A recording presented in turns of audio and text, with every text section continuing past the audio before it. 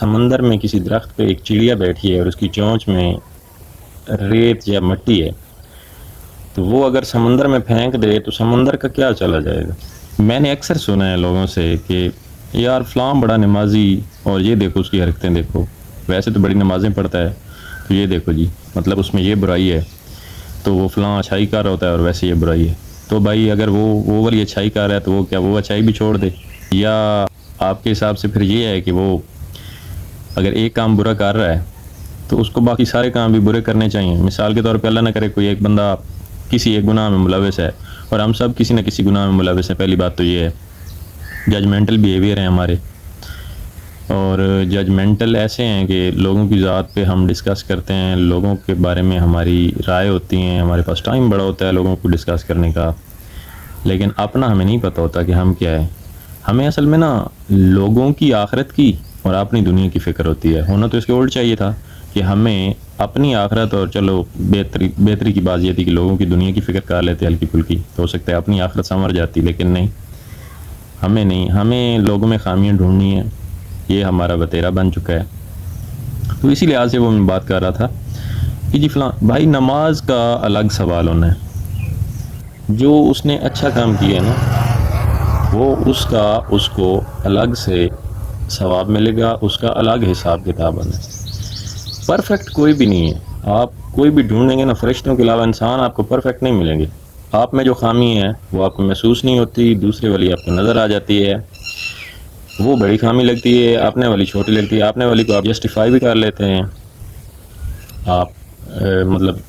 جو لوگ معذرت سازی کرتے ہیں، اللہ تعالیٰ جو ہے وہ بے پناہ رحیم ہے، ٹھیک ہے، بے حساب رحمت ہے اس کی۔ ایک روایت میں ہے کہ انسان چاہے جتنا خود کو گناہ گار کنسیڈر کر لے، جتنے گناہ ہوں، لیکن اس کی رحمت کی مثال ایسی ہے کہ وہ ان گناہوں کی اس کی رحمت کے سامنے یہ مثال بنتی ہے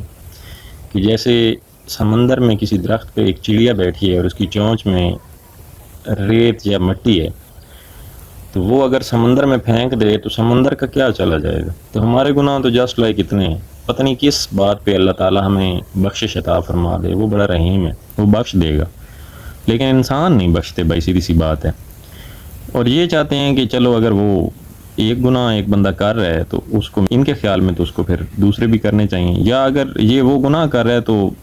کیوں کر رہا ہے؟ دنیا ہے، اللہ تعالیٰ نے ہمیں موقع بھی دیا ہوا ہے، اللہ تعالیٰ نے دنیا میں ہم پر توبہ کے دروازے بند نہیں کیے ہوئے۔ چھوٹی سوچ چھوٹے دل والے لوگوں نے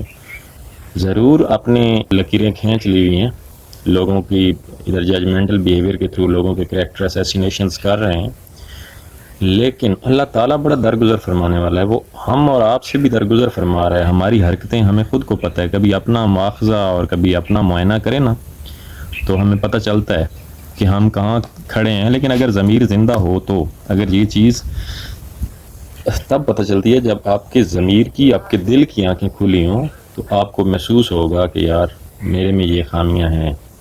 تو پھر اگر خامیاں ہوں گی تو ڈیفینیٹلی ہم دوسروں کی خامیاں کسی حد تک اگنور بھی کریں گے، لیکن اگر ہم خود کو پارسا ہی کنسیڈر کریں گے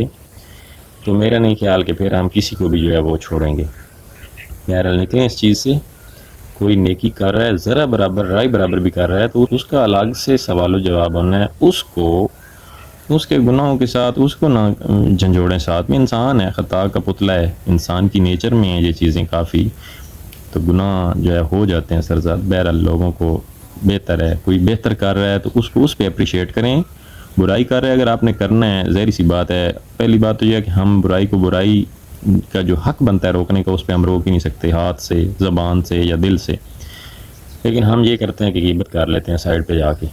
تو اگر آپ نے کرنی بھی ہے تو ایٹ لیسٹ اس کو اس کی برائی پہ تانا دیں، ساتھ میں اس کی نیکیوں کو یا اس کے اچھے کاموں کو کیوں گھسیٹتے ہیں؟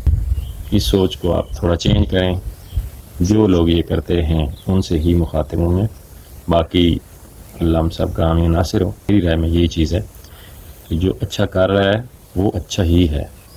باقی اللہ تعالیٰ کو بہتر معلوم ہے کہ اس کی کون سی ادا اس کو پسند آئے گی۔ اللہ حافظ۔